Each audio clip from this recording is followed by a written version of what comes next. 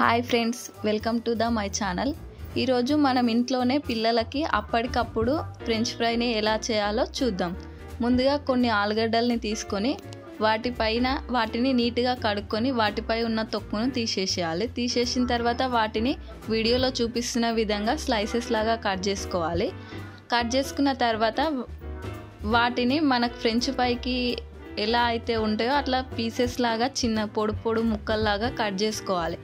అలా అన్ని ఆలుగడ్డల్ని కట్ చేసుకున్న తర్వాత వాటన్నింటిని ఒక గిన్నెలోకి తీసుకోవాలి.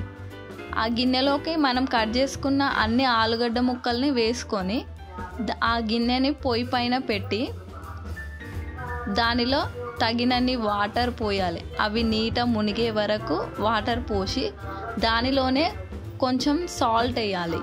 వేసి వాటిని మనము ఒక 10 to 15 minutes బాయిల్ చేసుకోవాలి.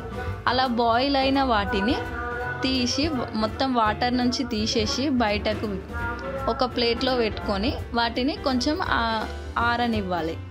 దాని తర్వాత ఒక బనాలీలో నూనె పోసి ఆ నూనె హీట్ అయిన తర్వాత మనం పక్కకి ఆరబెట్టుకున్న ఆలుగడ్డ ముక్కల్ని నూనెలో వేసి ఫ్రై చేసుకోవాలి. మధ్యలో వాటిని కలుపుతూ ఉండాలి, లేకపోతే అవి ఒకదానికొకటి అతుక్కపోతాయి.